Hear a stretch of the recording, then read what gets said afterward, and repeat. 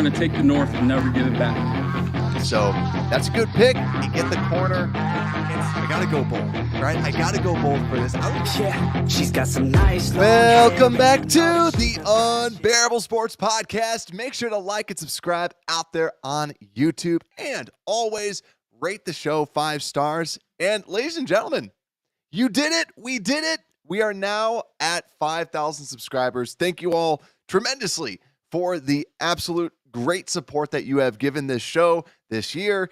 Definitely appreciate that like crazy. And also to give that back to you, I know we've been doing a giveaway and for the Darnell Wright jersey. And since you guys have helped out so much and just supported the show so much, what I wanted to do was rather than I'm removing the 58 ratings out there on Apple Podcast. As long as you rate the show 5 stars on Apple Podcast, leave a way that I can contact you if you win, and you get to choose what jersey you want out of the people that were drafted. So enter to be a part of that. So all you have to do, click the link down below, rate the show 5 stars on Apple Podcast, and at the end of the draft, I will announce who wins the jersey. You get to choose whether you want Caleb Williams or you want Rome Odunze, or if you want to keep going with Darnell Wright, you can.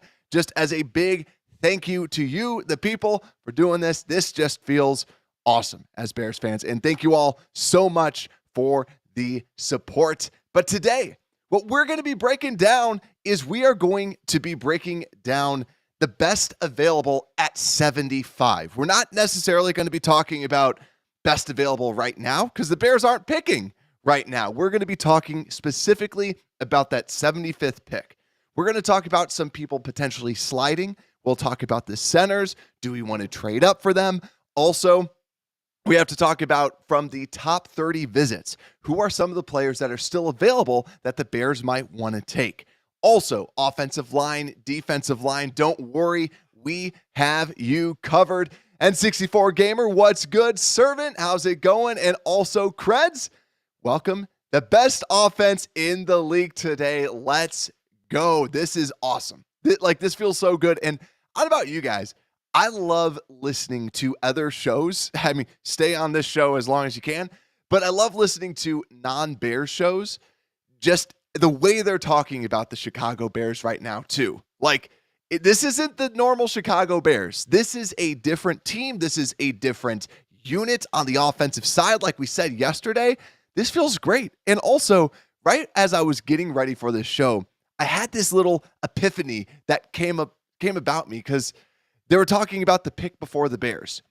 And how many times has someone amazing, like an Aaron Donald, get picked one pick before the Chicago Bears and screwed us over for years to come?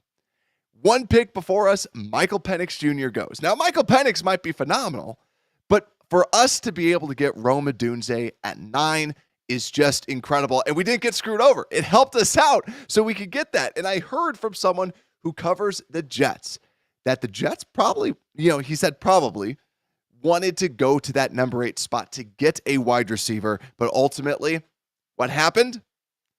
They went Michael Penix, and the Bears get Rome Odunze. You got to love it. So now let's actually look at the Chicago Bears today and analyze some of these positions of needs before we get into who's available and who do I expect to be available at that 75th pick and some potential sliders that could go down there.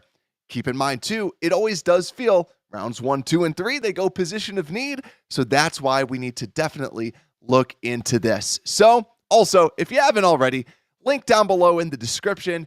Download the draft guide, and you can see all the players that we're talking about today, especially for those listening. Make sure to do that. Also, there's a link in there, too, that you can consider donating to the show. It's all free, but, the donations aren't, but the guide is free. So if you want to, feel free to. It helps out the show tremendously. So let's first look at the offense and where there might be some positions of need, because we're pretty set. And yet again, the positions of need, can you find a starter? And I think when you look at this team, running backs were set. Wide receivers from the starting perspective were set. I know we talked a little bit yesterday about what about Brendan Rice. Now backups, Tyler Scott, Velus Jones, and Colin Johnson. I don't love those backups. I like Tyler Scott. But yeah, like we could afford, if we get some draft picks, to potentially add someone there. But in that third pick, you look at Tevin Jenkins, Braxton Jones. Ryan Bates is actually slotted as the starter, even though that we have Coleman Shelton. I think it's going to be a battle there. But when you look throughout this, it really is that center position that the Bears might be able to add a starter as that true starter. Like if you add a Jackson Powers-Johnson who's still available, that person would be the starter, and then Ryan Bates becomes that utility guy in case something happens to when something happens to Tevin Jenkins and Nate Davis. He can kind of be that backup that gets slotted in, and Coleman Shelton can be that good, solid veteran as that backup. So a couple different things from the offensive side of the football, but when we flip over to the defensive side of the ball, you have Montez Sweat and DeMarcus Walker. And actually, we'll just talk about the other positions before we break down just the D-line. Because when you look at the secondary, we're set. Tyreek Stevenson, Kyler Gordon, Jaquan Brisker, Jalen Johnson, Kevin Byard, and you look at the safeties, Elijah Hicks and Jonathan Owens. You might want to get a safety out there. Bears have brought in safeties for top 30 visits. And then corners, like we've said, the main ones that you're looking to upgrade are Jalen Jones as your backup right corner and Josh Blackwell as your backup slot corner. Yet again, we're talking backups here. And then also linebackers, I feel set there. Your backups being Noah Sewell, Micah Baskerville, and Amen. So you're looking at like undrafted players like Jack Sanborn. And then D-line this is where you need to upgrade, as we all know. Your defensive tackles, Andrew Billings, Shervon Dexter, Zach Pickens, and Michael Dwarmafor. Yet again, we've said this. You need someone out there at defensive tackle to get that kind of four-man rotation that the Bears like to run. And then you look at the defensive ends, DeMarcus Walker, Montez Sweat, and then Jacob Martin. Yes, that's a real person. And Dominique Robinson. Now, to me, the big question is, what do they think of Dominique Robinson? He was terrible last year, to put it lightly. He was terrible. And now, what do they expect? Do they just think it was a down year, or do they need someone else out there? So definitely defensive line is one of the biggest needs that we have going into the third round, going into day 2 for sure. So let's just see what the comments are out there as well. We got Travis, what is good, my friend? That's what my question was going to be. So I have a question out there for the chat. Would you trade 75 and the second in 2025 for Jackson Powers-Johnson or Zach Frazier? And right now, 82% saying yes, 18% saying no. DM, what's good? In polls we trust, it is a good day. I definitely agree with that. Mitchell, how's it going, my friend? How we feeling after last night, right? I don't know if anyone else got sleep last night. Because, like, my wife, the next morning, she's like, so when did you get to bed? I was like, oh, it was like midnight-ish. And then she's like, why are you so awake? Because the Bears freaking got Rome Odunze and also Caleb Williams. Let's freaking go. Cred's saying, too, his positions of need, edge, interior O-line, D-tackle, and offensive tackle. That's also a good point, too. When we look at the offense, let's look back at the offense, because we were talking about the starters. Some of the backups, we need to bring this up at least. Now, the Bears do have Matt Pryor and Jake Curhan, but you look at Larry Borum as the swing tackle. He's entering his final year of his rookie deal, and we know that the Bears don't really like Larry Borum. I liked Larry Borum, but last year he did not look good. He did not look as I thought. His rookie year, he was okay. The next year, it was like, okay, I like him as the backup, but this could be a great spot for the Bears to get one of those a true swing tackle that they can get later on in the draft. And then also a position of need that we want to bring up is tight end. Not from the starters. We have Cole Kmet and Gerald Everett, right? How many starters do we need? But Steven Carlson is the third string. We saw when he was out there, wasn't that great. I would love for the Bears to draft a tight end, to just have a cost-controlled tight end that can grow in this offense. So then maybe they can turn into that tight end number 2 after the 2 years of Gerald Everett's deal is over. So tight end is someone that I really like out there. Travis saying too, would our third this year and second rounder be enough to move up? I think it depends on how far they fall. So let's actually get into this sliding centers right now. And why are centers sliding? Well, I think a couple reasons. I think it's for one, position of need. I think positions of need, high value positions, center really isn't that. And also, we've said this on the show. I love some of these centers later on. Bo Limmer, this guy right up here with the beautiful hair. The Hunter Narzad, also Bortolini out of Wisconsin. There's so many good centers that you can get in the 4th round, in the 5th round. And also center is one of those positions that you can find those players. It's not a huge stretch to say, well, why can't we just get one of those players? So I think that's why you're starting to see the slide out there with these centers is, listen, if I'm going to go with a center in round 1, it's like a Travis Frederick, someone who's been the best center for multiple years that, hey, this guy knows how to call the plays. This guy knows how to do everything. Zach Frazier, and we'll just kind of flip over to some Zach Frazier stuff.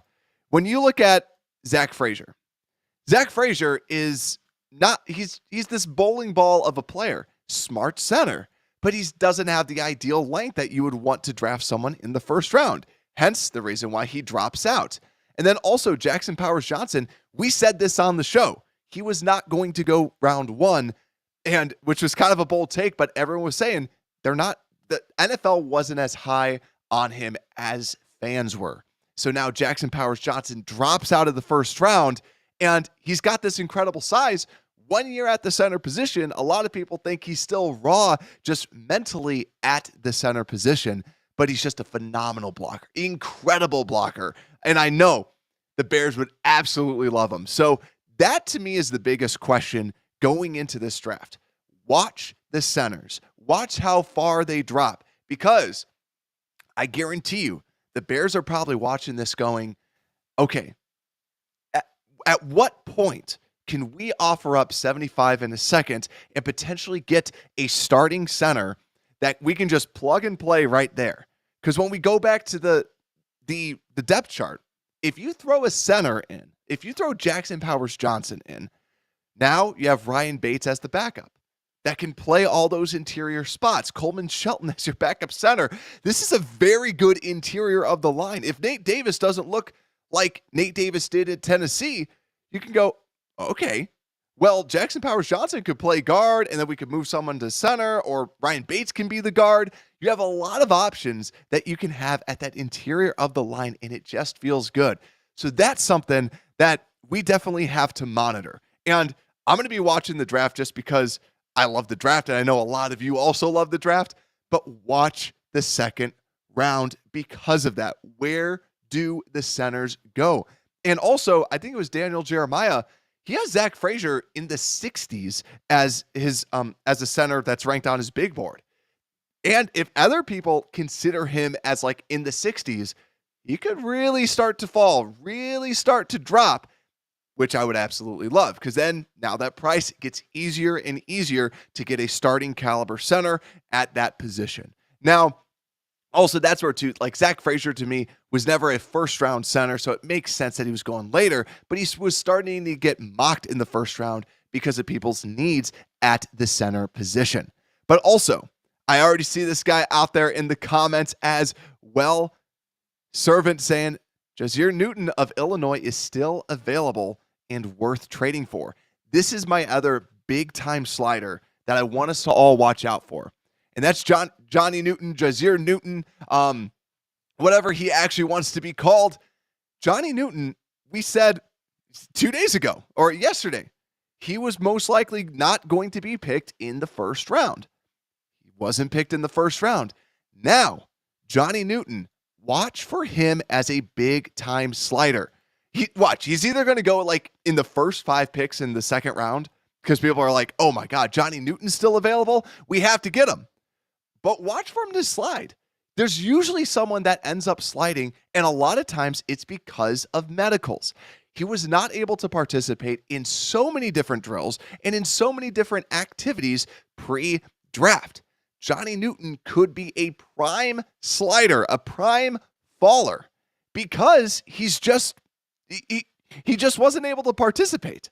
Now, Johnny Newton on the consensus big board, and I guess I needed to update that because I must have fat-fingered something, so it just says 4 as the consensus player.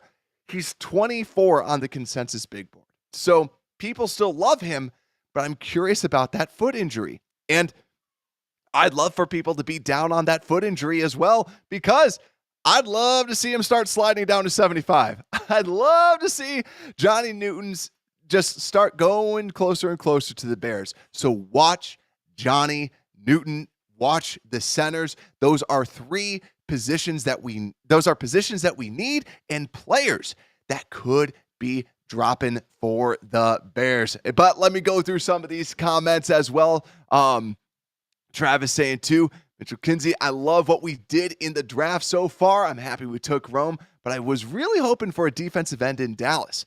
Yeah, Dallas going over to the Minnesota Vikings now. Cred saying, I do think we undervalue our new DC is a D-line mastermind. Could you get a young guys up to speed? Yeah, there's going to be some D linemen that we're going to be covering that I think for the people that want to be able to train up some of those players, we'll be breaking those guys down with the great potential. Also, with our defensive line coach, the D tackles, we've said this a lot. The D tackles, there's a lot of potential that the Bears could be adding later on in these drafts with some of those defensive tackles, defensive ends as well. We'll kind of start highlighting some of those. Travis saying, I was so pumped I couldn't go to bed till 2:30 in the morning. I feel you there for sure. Mr. Munoz, how's it going? And thank you for the congrats on 5,000. Thank you for all of you guys. All the support. It's just absolutely incredible. Absolutely love it. And just thank you. I do this stuff for fun just because I'm a diehard Bears fan like all of you. And it's just awesome to see this channel growing with everything. So thank you.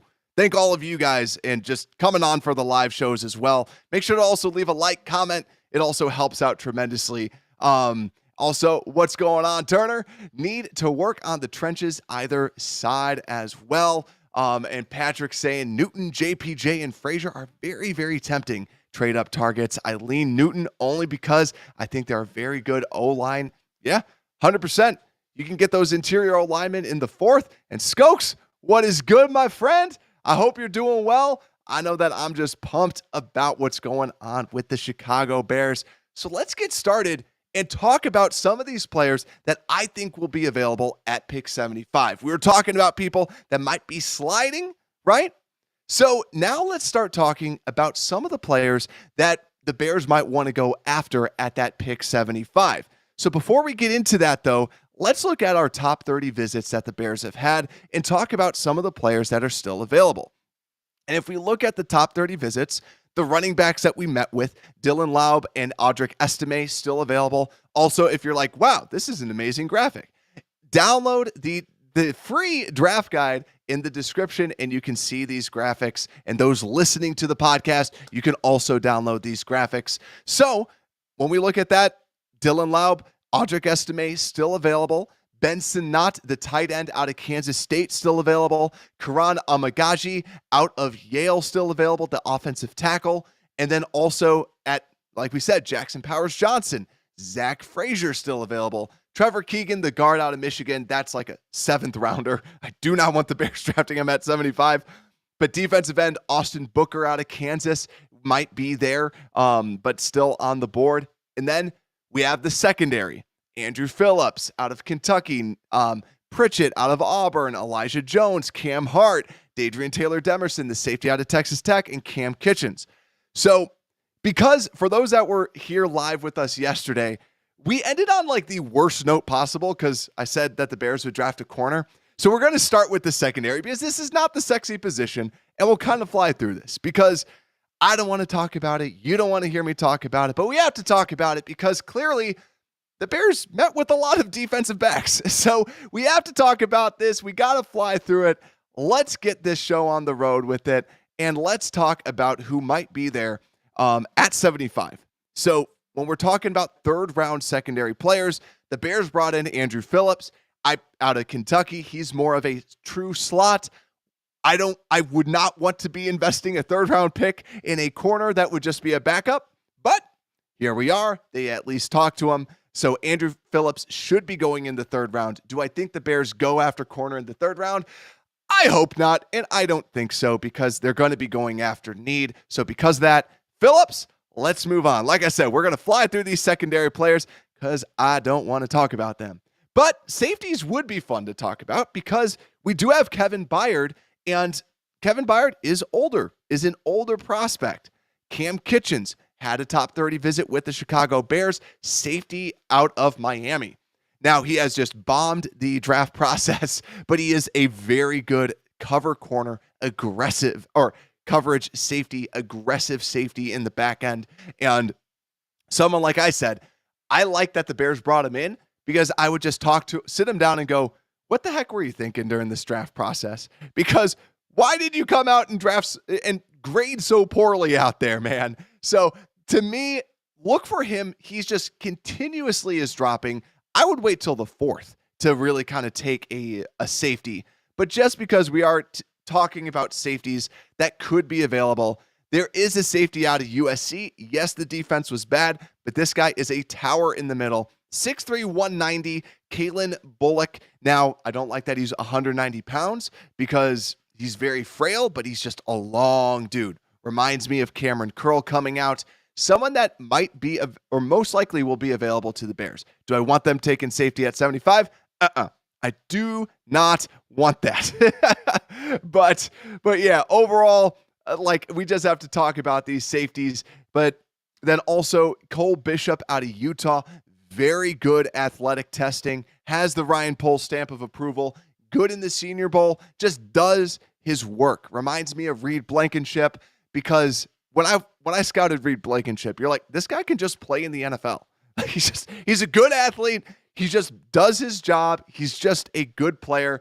And Cole Bishop out of Utah is someone to look at in kind of that 70s area. And then also Dadrion Taylor Demerson out of Texas Tech that we've talked about before. These safeties, there's some good ones. Let's wait until the later rounds, because if we're going to be drafting backups and we're going to be drafting people to fill out the roster, I like some of these safeties I really do like, but I like the idea of waiting on them. But I wanted to at least bring them up because they are players that the Bears might be looking at. All right.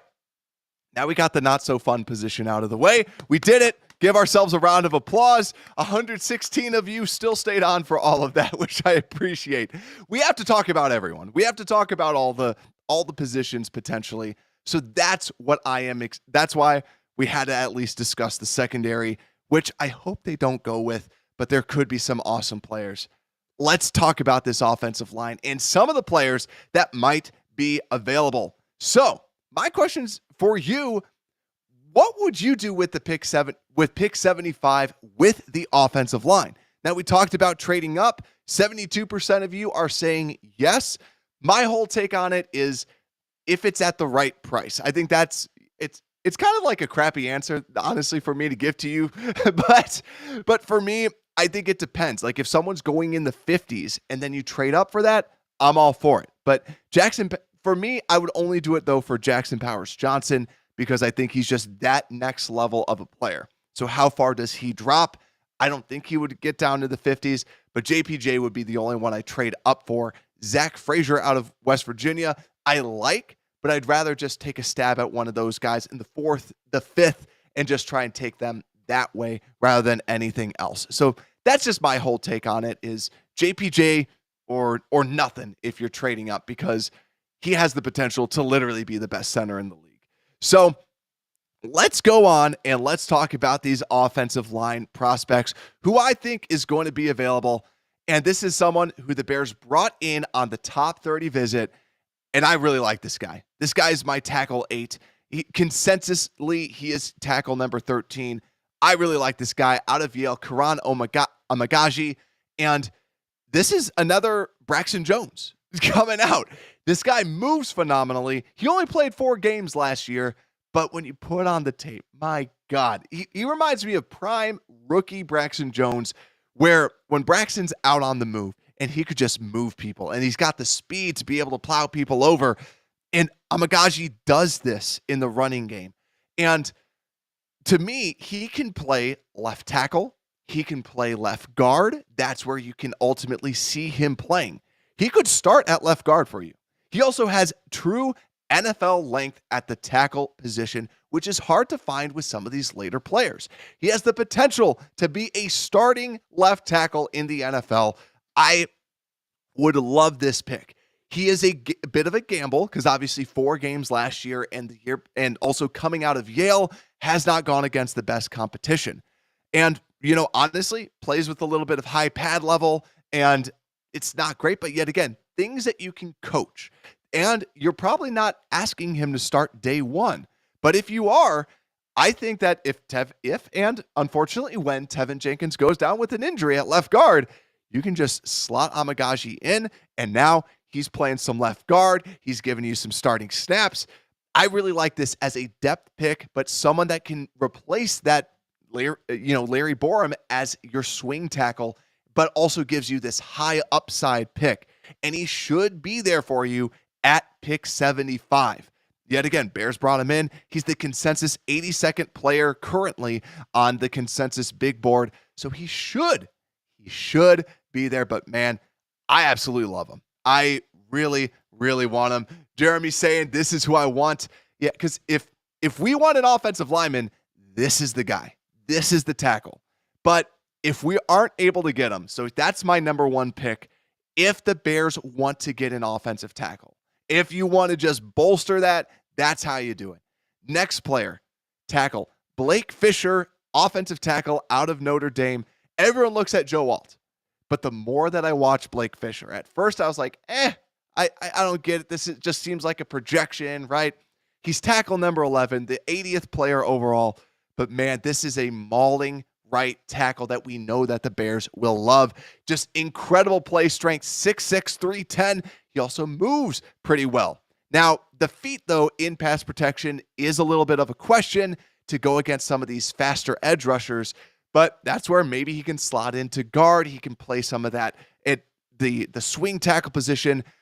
Blake Fisher, to me, is kind of the second option at tackle that I like if the Bears want to get some depth at the tackle position. He should be there. And yet again, I don't think he went on a top 30 visit, but he was from Notre Dame. So a lot of those Notre Dame visits, we don't really have record of. And the Bears aren't required to let us know who they brought in on visits. Blake Fisher could have easily been one of those players where they just said, hey, you want to come over? We can grab a couple beers and a burger and at Hallis Hall, right? That's what Blake Fisher is. And I really like him. I don't know why he's not rated higher on the consensus boards. He could go a little bit higher, but just a very good player that I think that the Bears would really, really like. But also, Mitchell's saying, do we think Poles is going to move back at some point? I know he said they're happy where they are, but he's moved back every draft. That's also another good question, because what we haven't seen him do is trade back from number 3. And someone can prove me on that, but I don't believe he has. In day 3, though, that's when he starts trading back. That's why I think 122 is as good as gone. I feel like they're going to trade that and trade back on day 3 to say, all right, he always does that where he goes, okay, let's just get another 4th round pick and a 6th, or 4th and a 5th. And then let's trade the 5th pick and get a 5th and a 6th. And he just keeps multiplying those day 3 picks because those are just crapshoots, right? And all he's doing is just saying, let's get more, let's get more, let's get more. I think it's going to depend on who's available at pick 75. But awesome question. Also, great point. Look at Sion Vaki out of Utah. That is a safety that used to be a running back. Very intriguing prospect for sure. I know some people absolutely love him. Some people don't like him. It's like that dichotomy with him. It's one side or the other. Bears could fall in love with him because he's just a very athletic player, very versatile, has a lot of potential in his game. But now let's continue to go through some of these offensive linemen. Blake Fisher, and then next offensive lineman on the board, look also at Patrick Paul. Someone who I'm also pretty high on out of Houston. He is tackle number 8 for me. Also, Ryan Pohl's stamp of approval, looked good at the Senior Bowl and also tested above 8.0 on the RAS chart. 9.75 RAS score. It's just this incredible, insane length. He does have heavy feet, which I don't really like out of his game. So he does kind of play in this, like what I define as slow motion a little bit. So from the offensive lineman perspective, that's one of my big questions. But this guy is just an incredible pass protector, 91.5 pass grade from PFF and 98.9 pass blocking efficiency. Overall, though, I think he's projected to go in the 60s. He's the number 68 consensus player. So I could see him going a little bit higher, but I can also see him dropping to 75, where if the Bears want to take one of these tackles as a swing player, this is where you could get those. Otherwise, at pick 142 later on, or 122, some of these players later on you can get as a true swing tackle. I think that you'll see a lot about if they go tackle at 75, it's, hey, we want someone that could maybe push Braxton or maybe play inside, but just kind of get this larger strength at the tackle position. And now, the last player that I'm going to talk about on the offensive line is Sedrick Van Pran at center. Now, this is someone that I don't love the scheme fit for the Bears, but at the same time, if the Bears think that he would be a great scheme fit for them, then pull the trigger. Sedrick Van Pran is seen as the center, is the consensus center 3. If you can consider Graham Barton a center, they would be consensus center 4, projected to go in the 3rd round or 4th round. He has been sliding in the draft, but he is just very, very smart center, which you would love to pair with a rookie quarterback, and that's really what he does well. Now, the downside, when I saw him going against people one-on-one, I just didn't really see the level of domination that I would like to see. And he kind of got out of position as well when it was just like, when someone was looking at him dead down the center, he was like, oh my God, what do I do? And that's some of my big question marks with him as a player, just the scheme fit and also just going against people one-on-one. But he's experienced, he has high football IQ, and just ultimately has incredibly strong hands that he can move people around. So I like it. If they want to go with the center, he could easily slot in. But still, I still like the idea going with the centers later on in round 4 and see if one of them drops to you. So that's my offensive line right there. What are we thinking out there? Let me just look at some of these. Reload, how's it going? Get a really good defensive tackle. We'll be going through defensive line at the end. Reload saying Blake Fisher's okay. He's not good, but I would get an offensive tackle to protect Caleb that he likes or go defense. And yeah, so many good out there. There's also Zach Zinter. Good point too. Zach Zinter should be available out of Michigan as well. Lots and lots of good interior offensive line. So I categorize this as playmakers because the Bears could go wide receiver. I don't think so, but there's still some good wide receivers, good running backs that might be available. We won't really touch that. I want to talk more about the tight ends. Like we said, inside of the depth chart. So just in case if people are joining us right now, when we look at the depth chart, the tight end position, the depth is a little weak. Do I like doing that at pick 75? Not so much, but I do want to at least bring it up because Ben Sinnott should be available out of Kansas State. Someone that the Bears did bring in for a top 30 visit. And someone, too, I like the idea of going with the tight end at least because, yet again, you give them 2 years to kind of grow and then develop, and then they can kind of take that number 2 spot away from Gerald Everett. So if the Bears did want to go with a tight end at pick 75, someone to at least be on the lookout for is Ben Sinnott. Like we said, crazy good athlete, utility guy. This guy can play fullback. This guy can play tight end. This guy can play in the slot. He can go everywhere. And he's been flying up a lot of draft boards. He is now the consensus 85th pick at the tight end position. But at pick 75, not necessarily loving it. I wouldn't hate it. But you're adding a tight end number 3. I would rather go defensive line. So that's my big piece with this is, yeah, I agree with Jeremy saying both lines only. That's what I'm feeling as well. But some other tight ends to at least just keep an eye out for. I want to see how far Jatavion Sanders drops or where exactly he goes. That's a tight end out of Texas.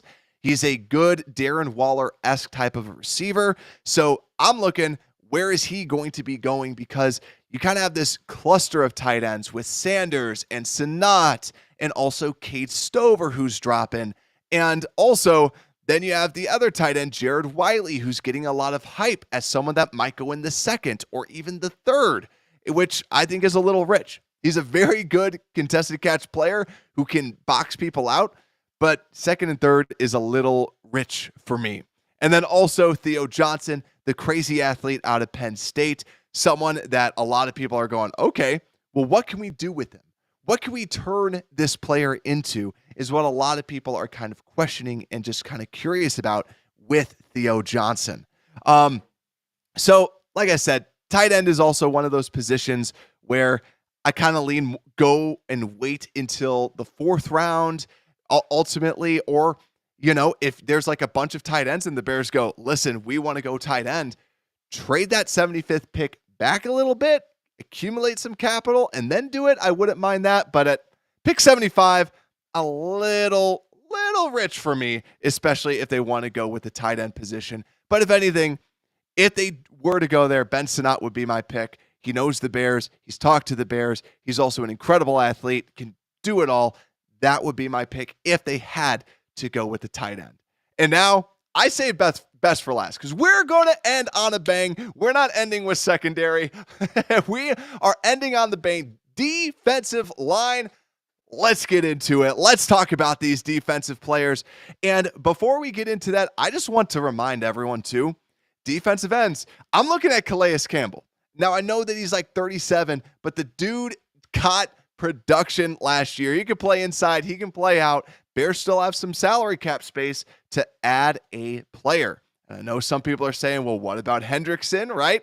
Might be able to trade him later on because keep in mind, the best part about next year's draft picks is they become this year's draft picks in about 3 days from now. And then the value on those puppies skyrocket in about 3 days. So I would wait then if you're going to make a deal for like a Trey Hendrickson or something like that. But defensive ends, it's deep. Agba, Carl Lawson, Yannick, Shaq Lawson, and Calais Campbell. Yet again, they're not like, oh my God, but they're still players that can at least contribute in a good depth type of class.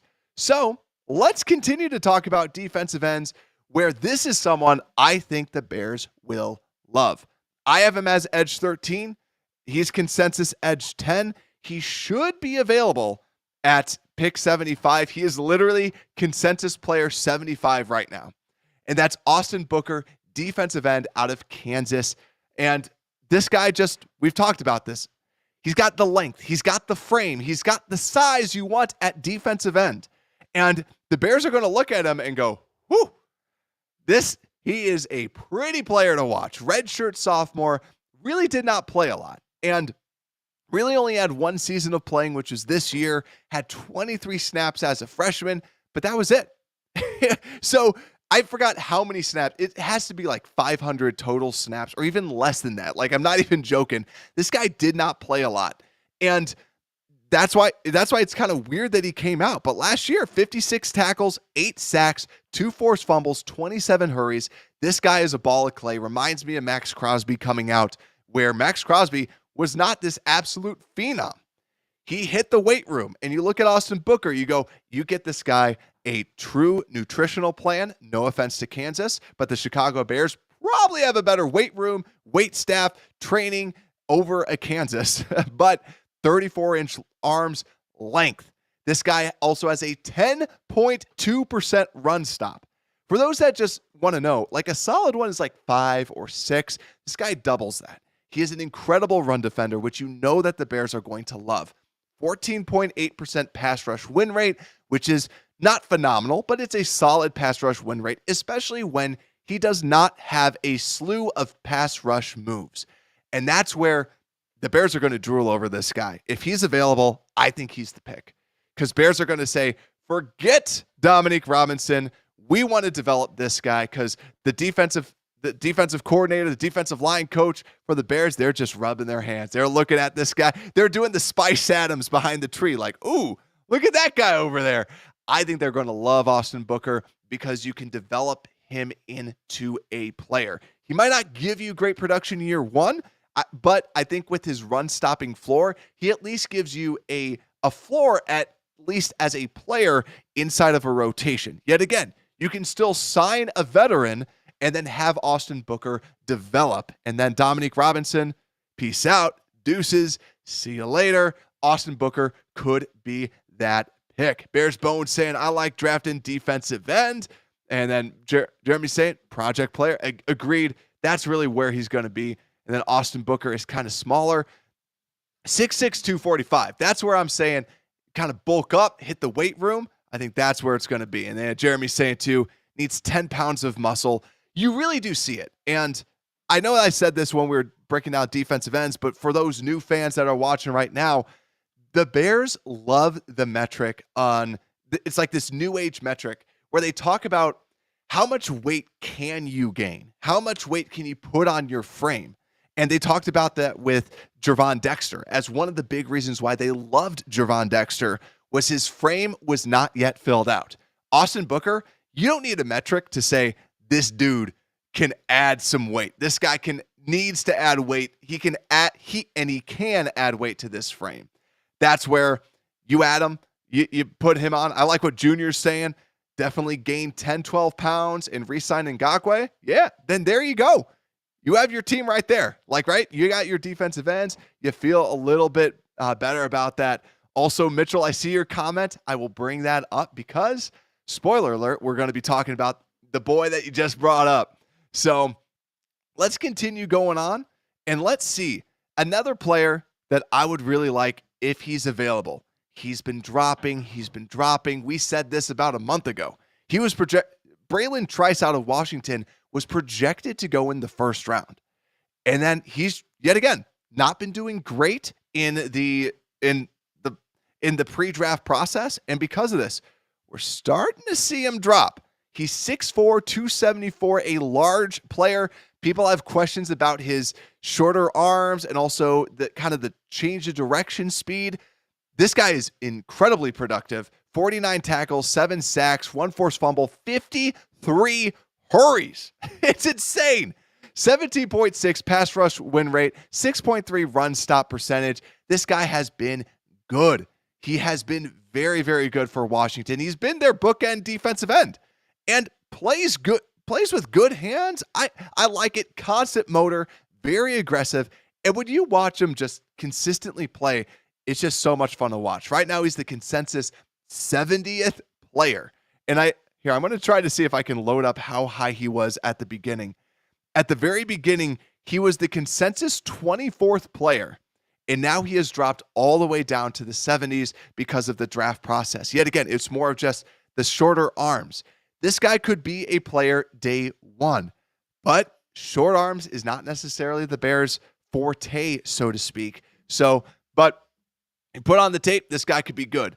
Booker, to me, higher ceiling. Trice, higher floor type of a prospect. Bears Bones saying too, Max Crosby is 6'5", 255. Add 10 to Booker. There you go. Perfect. Thanks for the research there out there too. That's perfect. But let's continue going on. Bralen Trice might be there for the Bears, but someone that might fall. Now, I am hearing that a lot of teams do love this player, which is Kneeland out of Western Michigan, redshirt senior. I really like him too. He's edge 7 on my board. He's the 56 consensus player. Just looked at the updated rankings. Consensus edge 7. Someone that might either go like in the first 15 picks this round or could potentially drop. I don't see it, but I just wanted to call him out as someone that might drop to the Bears. Keep your eyes out for him. He fits what the Bears like. Strong defensive end, and reminds me a little bit of Frank Clark, kind of has the same similar profile, wins with pure strength, and just has room to grow because he doesn't have a lot of moves in his toolbox. So Marshawn Kneeland, someone to look out for. Yes, he had 4.5 sacks, but you look at it, 11% run stop and a 17.3% pass rush win rate. A good player that might fall to the Bears at 75. But then next, what we have Adisa Isaac, someone that might be dropping as well. This is someone that's rising up boards, but also not a lot of people know about or see. This guy's crazy good. He just does everything well. Because everyone looks at Chop Robinson, but Isaac has the Ryan Poles stamp of approval.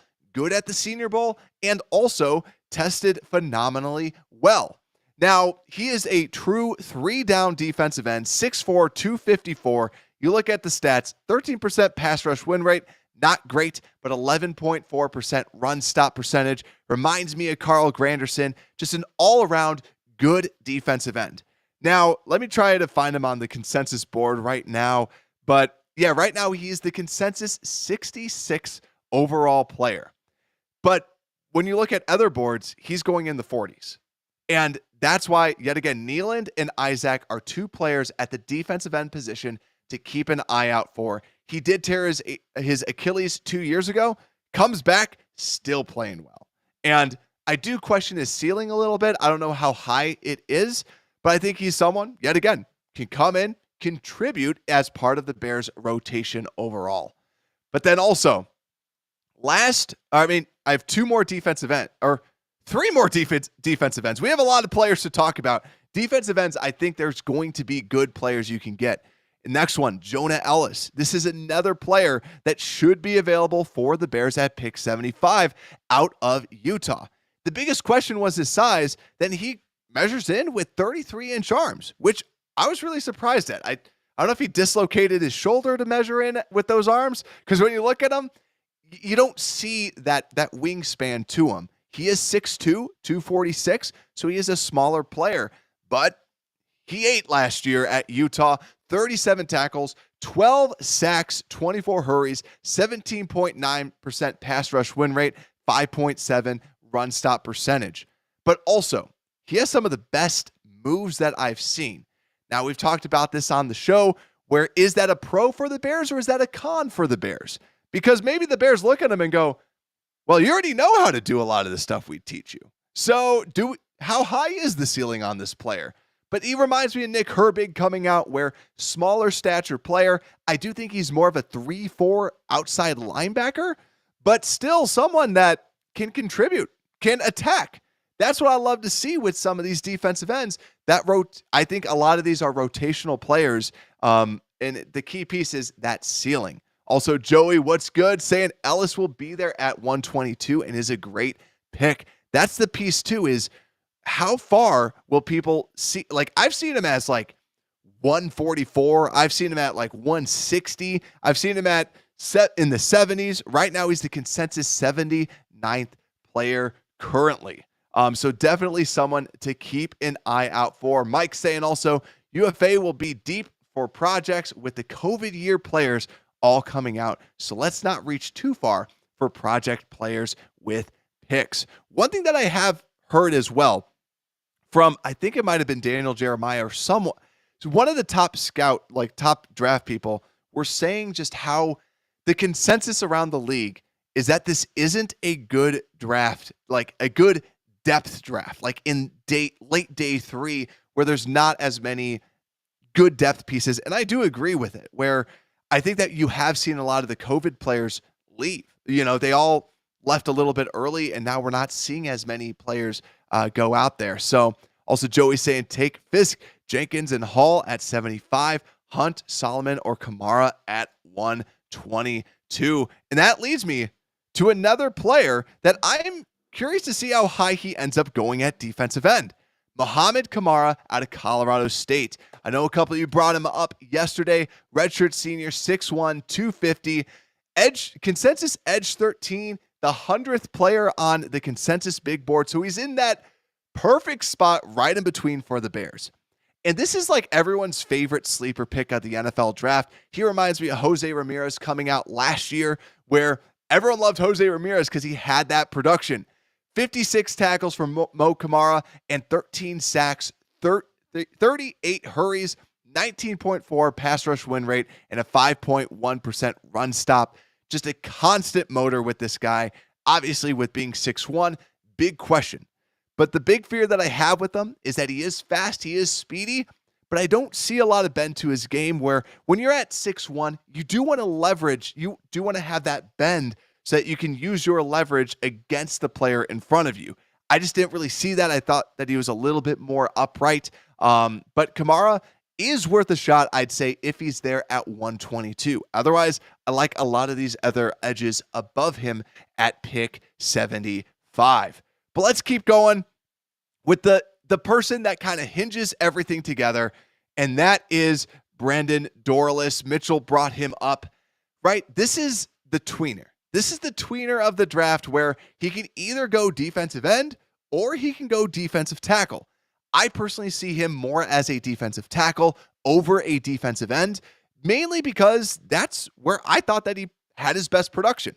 Now, he played majority at 3 technique last year, and that's why you see kind of this 10.5% pass rush win rate, 5.2% run stop, and a 73.2 run defense grade. He played everywhere for the Oregon Ducks, 6'3", 283. Now, you can say his strength is his versatility, but also I say his weakness is that versatility, because when you have someone who is this perfect tweener, you know, he's too small to play D tackle. He's too big to play defensive end. So now what are the Bears going to see with him? He's got this very good first step quickness because of him being this tweener. And that's where I like him more as a defensive tackle than as a defensive end. So if the Bears want to go D tackle, then they could easily add a Dorlus. And then also, depending on where the draft goes, he can play D tackle, he can play D end. You can kind of figure it out as you go, which we know the Bears like those larger defensive ends that provide some flexibility. That's what Dorlus does. Now, yet again, at defensive tackle, I really like him. Defensive end, I'm not as high on him at the defensive end spot compared to D tackle, but he does have that versatility overall.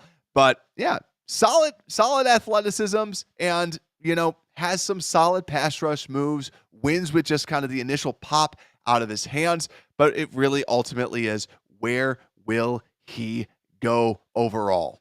So let's see with Michael saying, I think they should get Miles Cole from Texas Tech. Athletic freak, can play inside and outside. I love him in like the 6th round, right?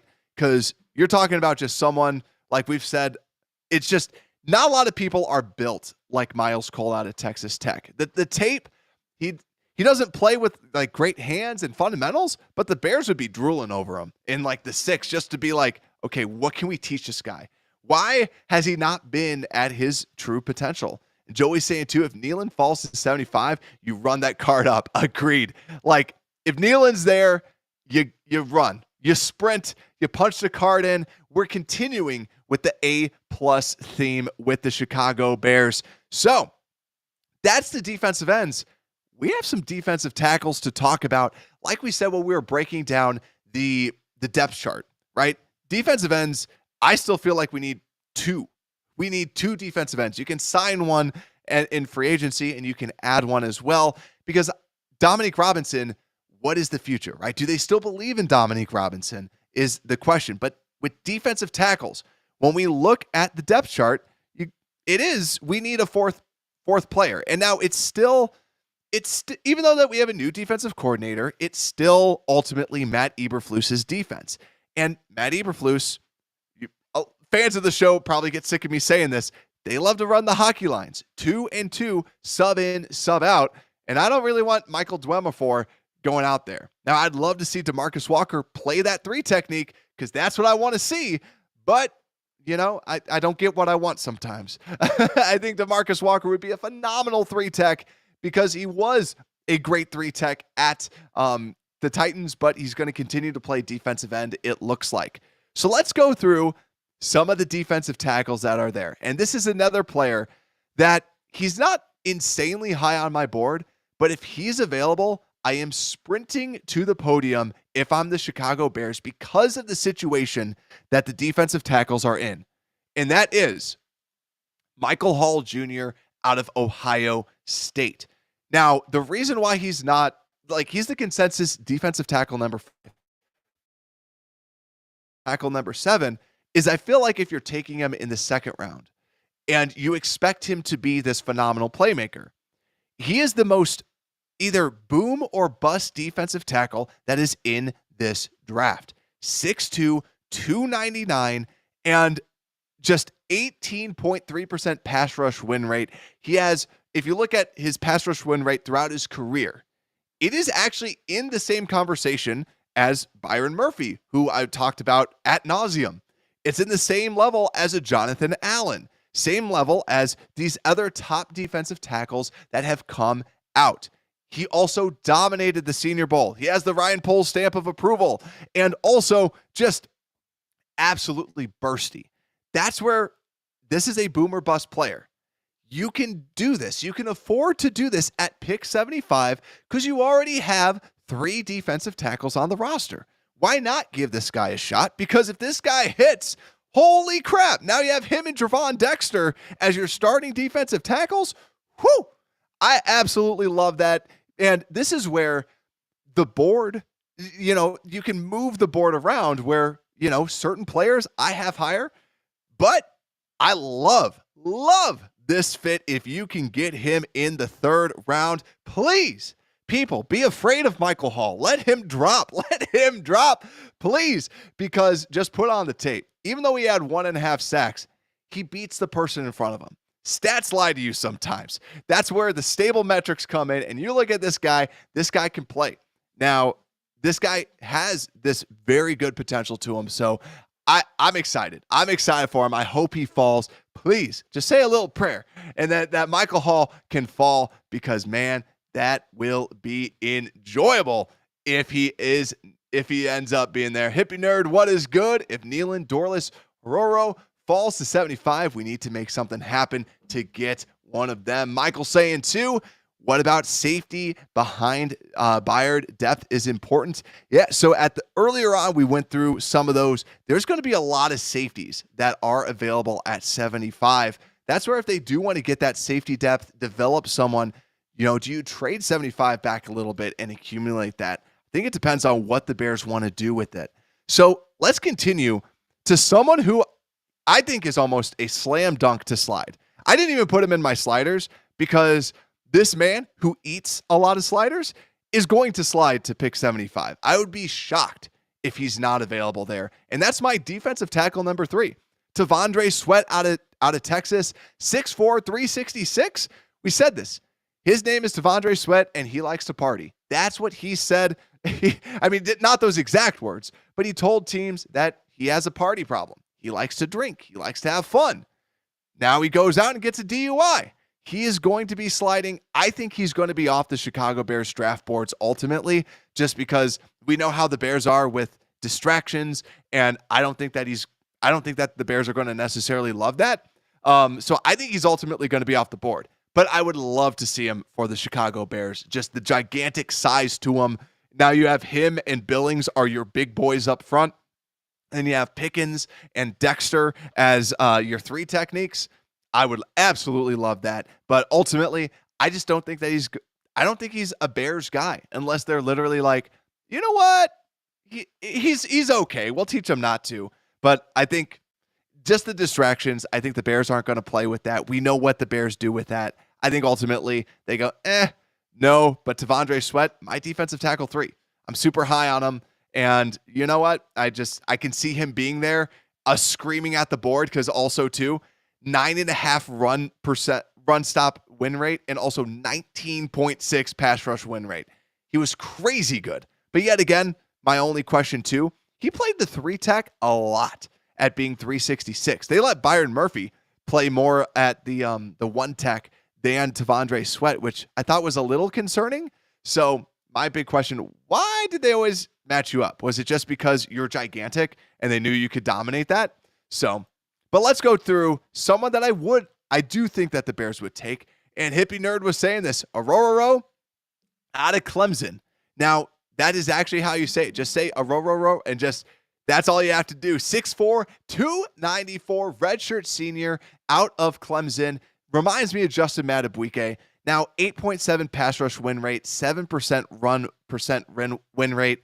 Now, that's not impressive, but He's got this crazy high athleticism. Like we said, these defensive tackles later on have these crazy good traits. Now, he needs to learn new moves. And I've said this before, defensive tackle is one of the hardest positions to learn new moves at. Why? Because you're typically going against 2 people or 3 people. You have to analyze what's going around you. That's where it's going to be difficult for Orhorhoro. But if the Bears think that they're up for the task, this guy has a very high ceiling. Put on this guy's highlight tape and you'll be like, oh my God. It is fun to watch. Now, only 5 sacks last year, 17 hurries. And like we said, with the stable metrics, not necessarily great. But Orhorhoro, if he's there, very good, high athlete type of a player. And this is where the Bears, I think, are going defensive line here. I think with the amount of defensive ends that we were talking about, the amount of defensive tackles we've been talking about, it screams defensive line. But let's continue because I have 2 more players. This might be a little bit high for this player, but Dewayne Carter out of Duke, I'll keep on bringing him up.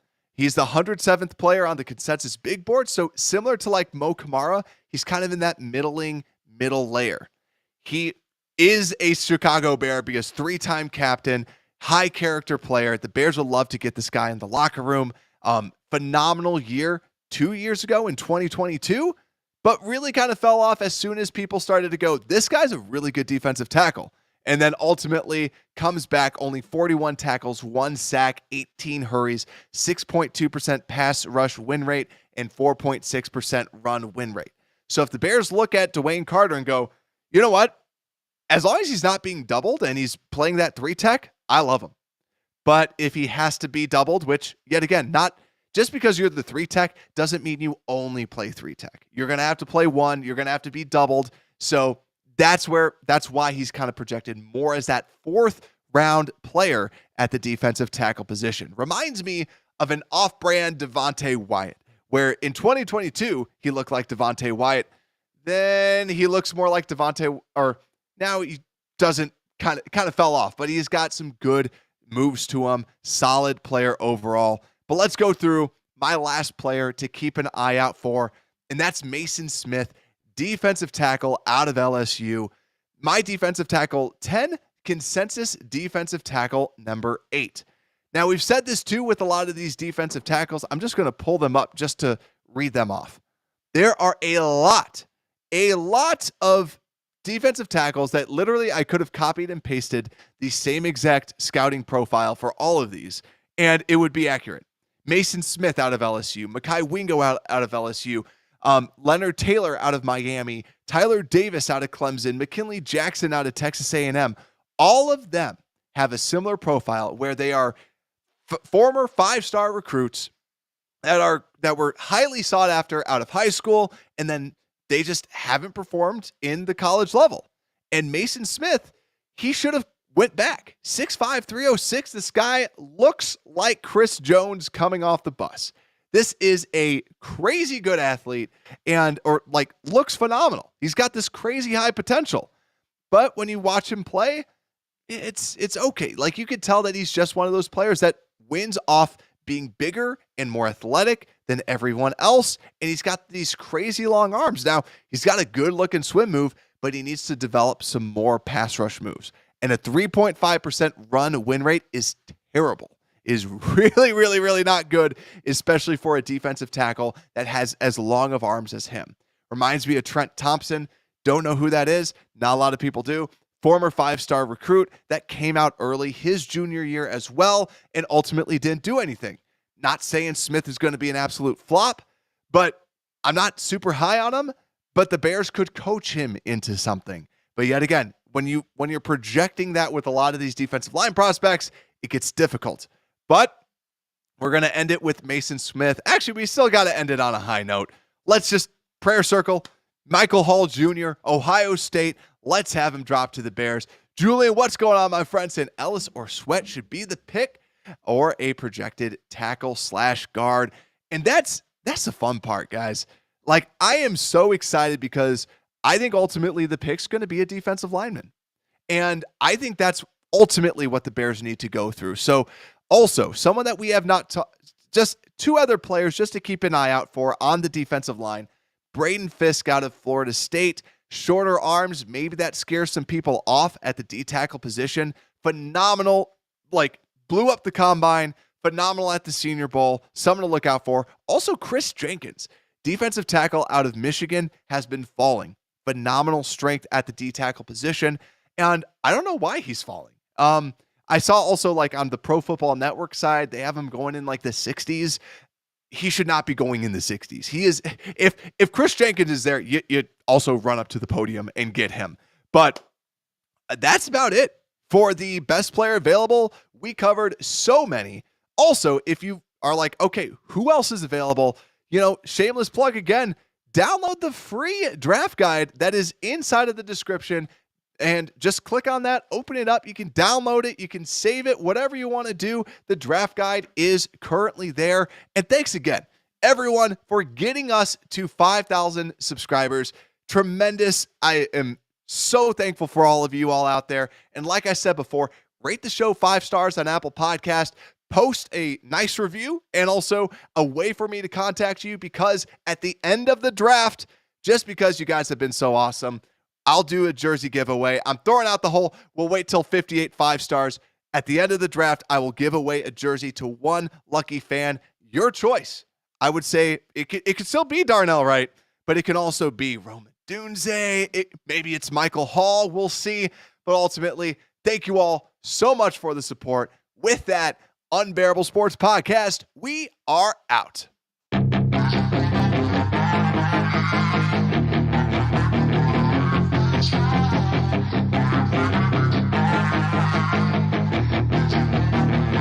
Yeah, she's got some nice long hair and you know that